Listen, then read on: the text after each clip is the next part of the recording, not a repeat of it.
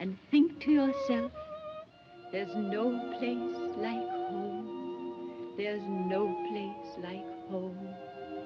There's no place like home.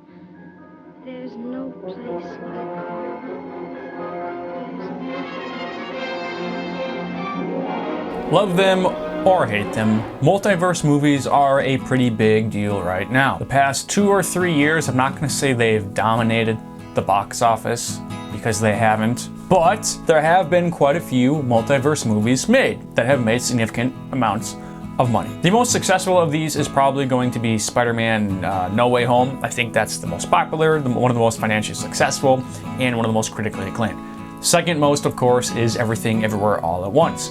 Everything Everywhere All at Once made money, was pretty popular, received critical acclaim, but I'm sorry, I'm not going to pretend that movie was as popular with the general population as something like Spider-Man No Way Home. However, for each movie that successfully managed to pull off the multiverse somehow, there were several more which managed not to. And I think that with the direction of the MCU, which is a box office and pop culture dominant force, dedicating its entire current slate to the multiverse saga, it is safe to say that multiverses are going to continue to be prevalent in all forms of media and storytelling.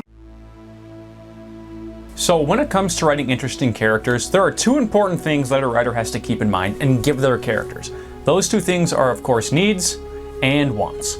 This is a very basic trait of writing, and it's something that every interesting dynamic character should have to choose between. Generally, villains will pursue the wants and heroes will pursue the needs, generally having to give up the want in the process. What I find interesting and engaging about well-written multiverse stories is that they're the ultimate choosing between needs and wants type of stories. For instance, let's look at an effective multiverse story, Spider-Man No Way Home. For all of its flaws, this is a pretty simple needs and wants story. Spider-Man really wants to have the people close to him know who he is and have an effective relationship with them while also being a hero. But what he really needs to do is choose between one or the other.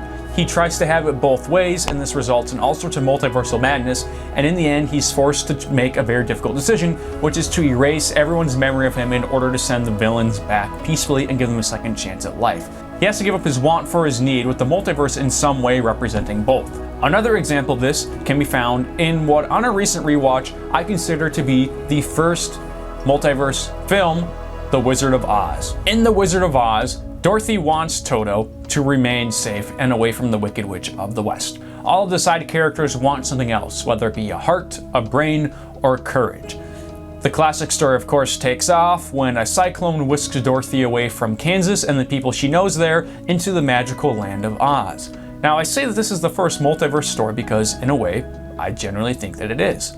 The principal characters, whether they be the wizard, the witch, or her traveling companions, are all some form of people that she knows in the real world. Dorothy is put into a different version of reality that is sort of like her world, but infinitely better or more appealing. Yet in this quest, she is forced to choose between what she wants and what she really needs. She runs away from home because she feels her family doesn't understand her, they don't like her, they don't love her, and they don't care about her. Throughout the entire film, however, the story is characterized by Dorothy's attempt to return home. Likewise, all of her traveling companions want something from the wizard. Again, heart, courage, or brain. When they finally reach the wizard, the moral of the story is that they had these things to begin with, which is pretty clear if you've seen the movie before and you are watching it knowing what the ending is. The wizard convinces them all of this once they reach him, and he sends them back along on their merry way with their new skills, experience, and perspectives that they learned. This is a classic multiverse story. It's also just a basic person leaves home story, which is really what the multiverse story is at its core. However, I bring it up as a multiverse story specifically because it again involves a character leaving home, going to another place, and realizing that what they were looking for was right in front of them to begin with.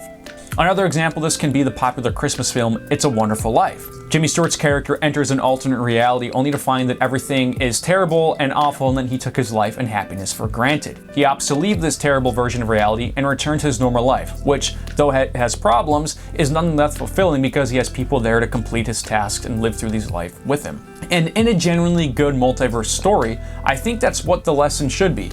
Characters generally enter the multiverse because of some form of hubris. And in the end, they usually have to let go of whatever opportunities the multiverse offers them because, when it really comes down to it, there's no place like home. Welcome home, Mr. Bailey. In short, the multiverse typically represents the character's want, and their original world typically represents the character's needs. So in the case of The Wizard of Oz and all other effective multiverse stories, the lesson can more or less be maybe the real multiverse was the friends we made along the way. This is especially evident in a series by Stephen King, which I'm currently making some videos on, The Dark Tower. Without getting too far into the Dark Tower weeds, essentially all the Dark Tower is a quest to save the multiverse. But what it's really about is the core characters, the quartet of Eddie, Roland, Jake, and Susanna, finding themselves through each other and developing a family.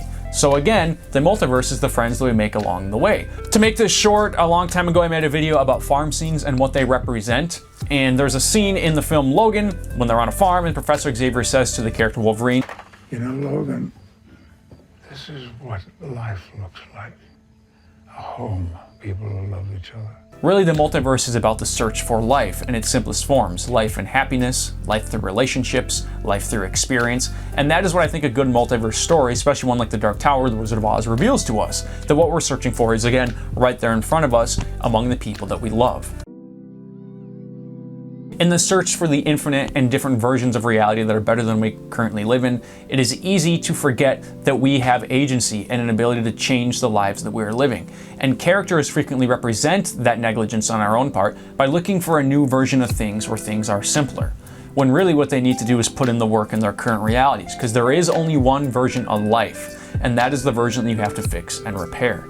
In short, this can be very well summed up by a quote from President John F. Kennedy in the hit game Call of Duty Black Ops, when he says, "Do not pray for easy lives, my friends. Pray to be stronger men." Choosing the multiverse or a version of reality that is simpler than the one we're currently living is asking for an easy life. Choosing to live in the one that we are stuck in with all of its problems, flaws, and foibles is praying to be stronger men. With that said, to me, multiverse stories are appealing when they involve high emotional stakes. So yes, it is fun to fantasize about what might happen if certain characters who never got to meet in a timeline get to interact with each other, or do different things, or choose a different outcome for themselves. But ultimately, for me, at the end of the day, what is appealing about stories, whether they be written, whether they be on film, whether they be written by someone else or myself, whatever, is that there is only one real outcome to things. A good writer really has to spend a lot of time thinking about what their ending is and the work that they have to put in to get to that ending so that it feels emotionally earned and deserved. You can't have a truly happy ending unless there's been some sacrifice for that happy ending or work put into it. Likewise, you cannot have a tragic ending unless there have been happy times preceding it in a story.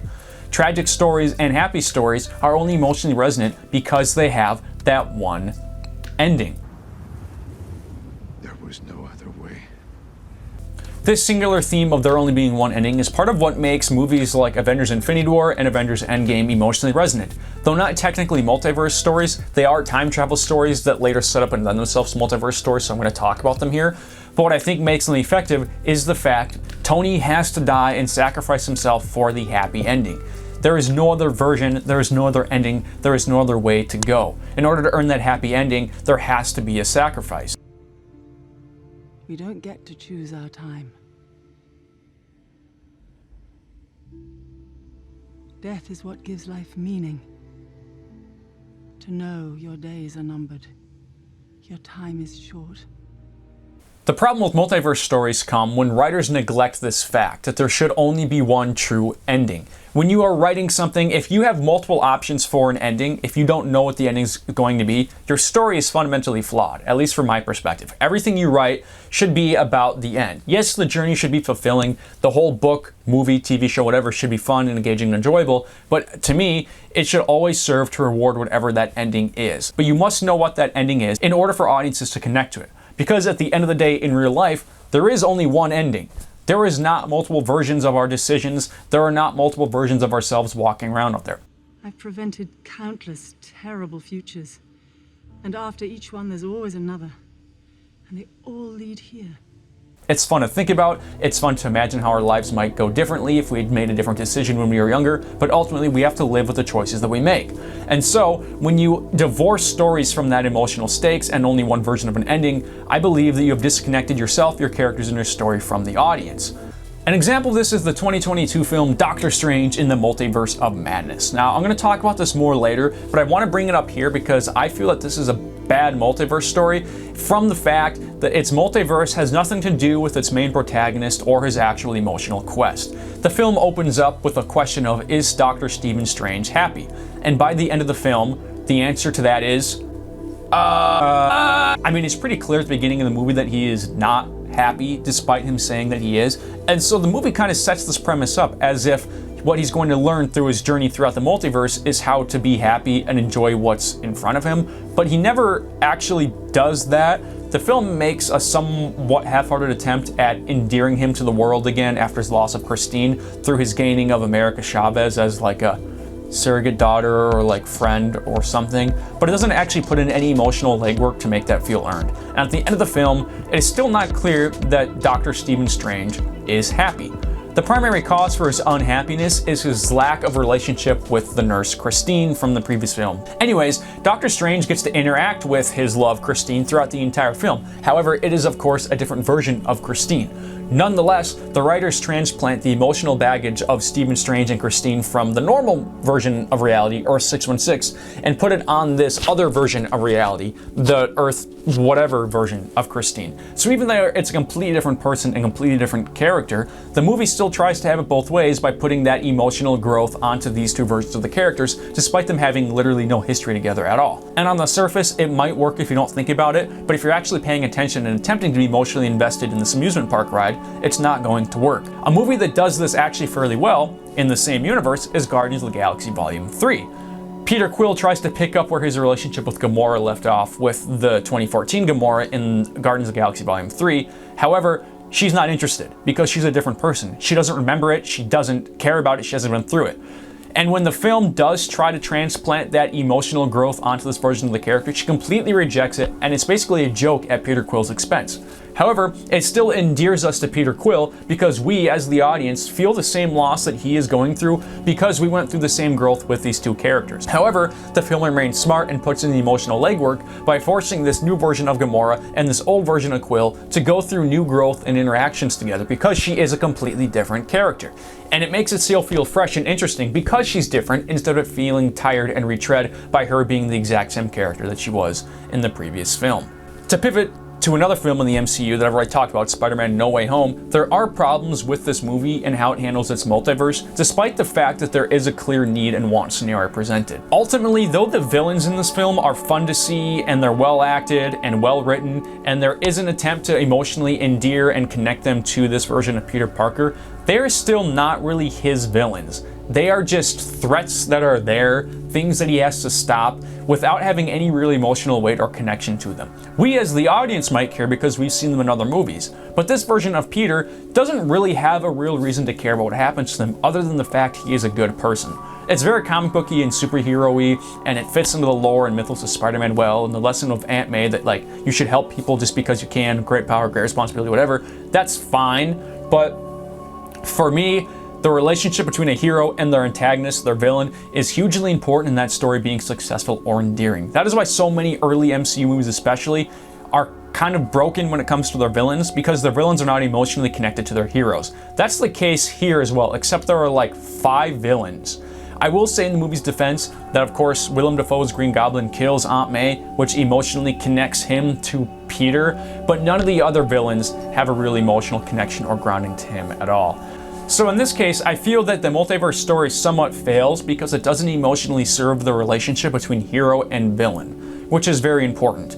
It would be much more effective if it was about those old versions of Spider-Man having to go back and atone for their sins or mistreatment of these villains in the first place, because their entire grievance stems from the fact that they died fighting their versions of Spider-Man, and somehow Tom Holland's Peter Parker has to answer for those sins despite those being completely different people. And when those actual Spider-Man show up, they don't really have to do any atoning. Yes, they help him like send them back to the universes and do things differently, but those emotional stakes in relationship aren't really there, and the movie doesn't seem to really care about developing them or attaching any kind of audience connection to those relationships at all. And I know there's lots of arguments against why this is actually a problem in the writing, but it's something that bothers me because I think it's indicative of the weaknesses that a multiverse story inherently provides. Another thing about Spider-Man No Way Home that I think reveals that the writers mostly understand that a multiverse story can be effective is the title. Well, yes, there is home in some way in the title of all three of these movies. Ultimately, Peter rejects the multiverse and loses his home by choosing his needs and maintaining only his Spider-Man identity. He loses his relationship with all the closest people around him. Now, Dorothy, on the other hand, is able to return home and maintain and enrich those relationships with the people around her. The opposite of what Spider-Man is able to do. So, and even though in a multiverse story the theme is there's no place like home, this film recognizes that for Peter and his emotional journey, there is no way home. And that's why I think the emotional weight of No Way Home works, whereas the emotional weight of something like Multiverse of Madness does not. With that said, a lot of these MCU multiverse stories also very heavily rely on nostalgia as a crutch for character development. Instead of characterizing the villains in No Way Home through any kind of like growth or purpose, essentially their growth is just carried over from previous films, and the reason you care about them or want to see them or want them to be freed or not is based on how you felt about them in previous films. So if you hated the Lizard in previous movies, there's no attempt to fix him here. I'm not saying there really should be, but the movie's really relying on your past positive feelings about these characters to carry them forward throughout this movie, which is almost 3 hours long. This is really an issue though in Doctor Strange Multiverse of Madness. When Patrick Stewart's Charles Xavier shows up, for instance, we're expected to be endeared to this version of the character because, hey, we have seen that Patrick Stewart before. He's played Professor X. Awesome. Except it's a different version of him, presumably because he has a different hover chair, he's doing different things, whatever. The technicalities don't matter. But again, the movie is trying to suck out our love for that character and glue it to its version of the character without any real work. So that when he gets his neck snapped by evil Scarlet Witch, you go, aw, when really I go, I've already seen this character die before, I cared about him then, I don't really want to see him again. This is undermining his death and sacrifice in a previous film. And it's doubly insulting that Doctor Strange portrays the character in this way because despite the fact that it is a different version of the character, and that's the multiverse funsies aspect of it, it uses quotes from the character in the X-Men films when he says just because someone stumbles, loses their way, doesn't mean they're lost forever, which is something that is a recurring and important theme in Days of Future Past, a significantly better movie than Multiverse of Madness. And I'm gonna say it here and I will say it until the day I die. Nostalgia does not equal character development, and franchises need to stop pretending that it does. So speaking of nostalgia, everybody has talked about it a lot with these huge IPs and legacy sequels that keep coming back. I don't want to spend too much time about nostalgia, but I want to focus on when nostalgia doesn't work specifically in multiverse stories. As I said, I don't think nostalgia works when it's being used in place of actual character development. But nostalgia can be very effective when you're trying to show the growth the character has gone through. So for instance, in Harry Potter and the Deathly Hallows Parts 1 and 2, there is a pretty good deal of nostalgia on display. However, I think the nostalgia in these films works effectively because it's used to contrast where Harry is now to where Harry was at the beginning of the series. For instance, when Harry goes into the closet underneath the stairs and looks at his old toy soldiers. This is a nostalgia bait moment. However, it's emotionally resonant because it recalls to us when things were simpler, when he was just a young boy who didn't know what was going on and just basically wanted to be happy. When beloved characters return who haven't been seen in a long time, like Professor Sprout, Oliver Wood, whatever, it feels like we're coming full circle, and it's nice to have that familiarity there with us and the characters in their darkest moments. It's not just there to get people in box office seats or whatever, it's there to make the story and the world feel more complete. Again, to go back to the MCU, a great example of this is Harley Keener in Avengers Endgame. I made a whole video dedicated to Harley, but basically, I think that having Harley in the scene works and is emotionally resonant despite the fact that it's based on nostalgia, specifically because nobody really gave a shit about Harley Keener. Like, there's not a lot of nostalgia around this character. Most people don't even fucking remember him. However, I think it's useful to have him here because, again, it makes the world feel fleshed out and real. It makes sense that he would be there because these two characters have an important relationship.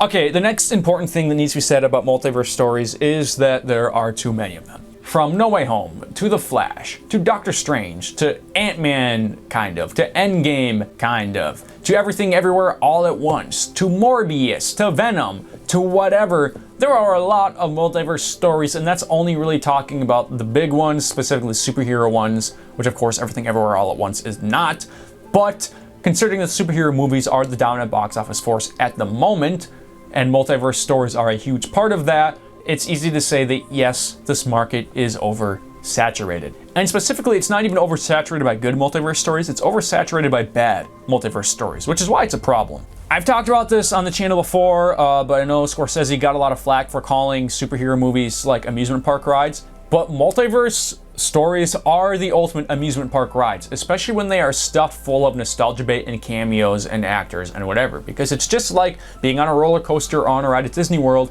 and getting whipped around every corner and seeing the next new spectacle. There's no real growth or substance most of the time, and even though it's fun, it's not fulfilling. Things are just thrown in there so that you say, I recognize this, and clap, and then come back next time to hopefully see more things that you recognize. A really good example of this is Morbius with its post-credits scene, which is multiverse adjacent, and just doesn't make any sense at all. And I'm not going to get into why, because many people have, but I think the post-credit scene of Morbius is the ultimate example of how these multiverse stories fail, because nothing in the meeting between these two characters makes sense. And even though the film tries to transplant the prior characterization of the Vulture onto this version of the character, because it is the same version of the character, he still behaves in a way that is completely alien and foreign to how he was characterized in the previous film. And this is the other big failing of multiverse stories, is the lack of ability to properly write characters as they previously appeared, despite trying to use that previous appearance for the entire emotional growth and investment that the audience puts into these versions of the characters. This is where I'm going to take a moment to say that I actually really love time travel stories and really dig them, especially when they're done well. And if we're going to talk about superhero movies, I would like to point to Days of Future Past as a time travel story that uses the multiverse in a way and time travel very effectively because it ties it so clearly to emotional stakes, specifically in how the character Professor Charles Xavier is treated and the growth that he has to go through.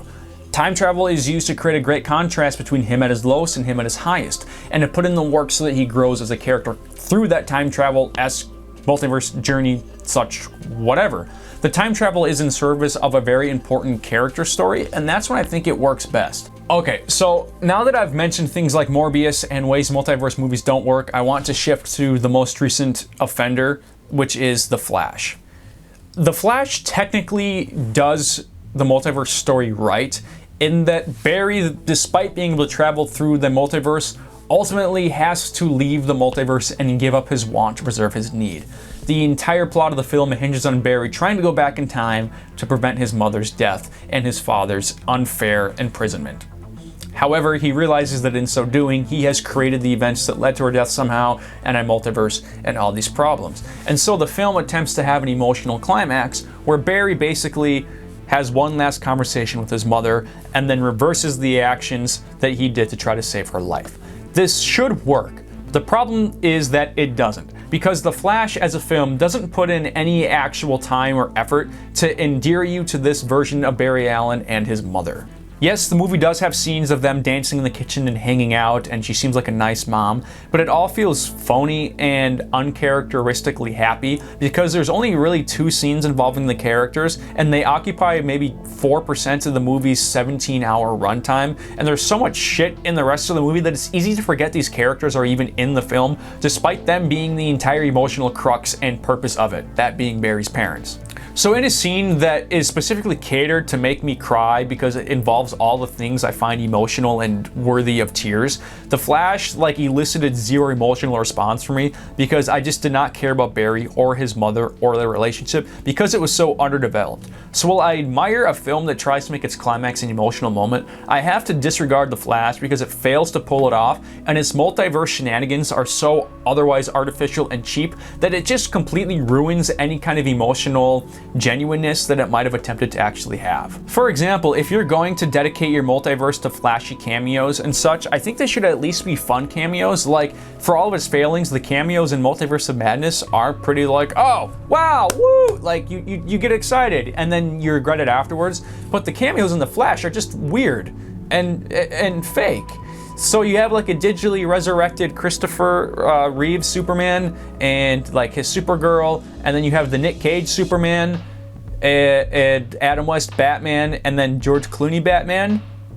And they feel like they should be sprinkles, on the cupcake, they should be in addition to something else, but they're they're the main layer of the cake. It's just hollow and weird, and it feels like they just couldn't get anybody else to fulfill these cameos. But to have Nick Cage's Superman, which you to understand the impact of, you need to essentially have watched and understood like 15 layers of meta meme superhero movie commentary as your emotional cameo or callback.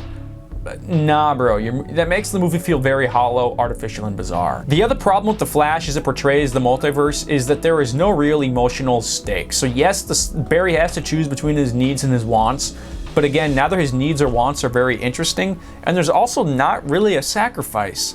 You can't quite make the case that Barry sacrifices his relationship with his mother because it's something that he never had in the first place. So for him just to return to how he was doesn't feel like he has lost anything.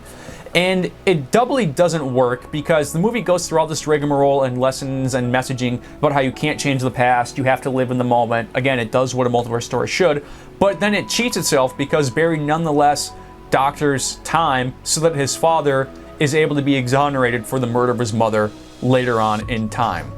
So the movie tries to have its cake and eat it too and becomes thematically inconsistent and hollow as a result. Now, I will say the movie does indicate that Barry has still changed the multiverse because instead of Ben Affleck being Batman, George Clooney is now Batman. And while yes, that is the worst timeline imaginable, it doesn't really work in the grand emotional stakes of the film, and overall I still give it a thumbs down. They screwed up, it's not good, they should be embarrassed. To shift to some movies that actually do this pretty well, I would look at the animated Spider-Verse movies. Though Miles Morales isn't meeting other versions of himself, he's meeting other versions of Spider-Man, or Spider-Woman, or Spider-Gwen, or Spider-Pig, or whatever. And all these conversations and interactions serve to grow Miles and the others as characters, especially in the second film. And across the Spider-Verse especially, the rules of the multiverse really serve to squeeze and wring all of the character growth it possibly can out of all of its characters, and also set that as each character's motivation. So you have Miguel, essentially as a secondary villain to the Spot guy, and Miguel is a great villain in this film because his entire motivation and view of the world stems from the multiverse and the rules surrounding it. Miguel really wants to preserve the sanctity of the multiverse because he's already gone through the emotional work to understand he has to choose his needs and not his wants. He tried choosing his wants by living a new life with his family and realized that it just wasn't possible. It couldn't be changed. And so now he's dedicating every fiber of his existence to make sure the multiverse remains unchanged. This is a great counter to Miles, who is young, still very emotionally raw, and thinks that he can be the hero and change things. And their relationship is really significant because Miles' entire existence is contrary to everything that Miguel finds important and sacred. Miles and Miguel cannot fundamentally exist together because Miles is a representation of Miguel's failure. Miguel is a pretty good foil, actually, to the character of Scarlet Witch in Multiverse of Madness. Foil is the wrong word because they don't even exist in the same movie or universe or whatever, but I think it's an interesting depiction that we should look at in order to understand why one works and why one doesn't.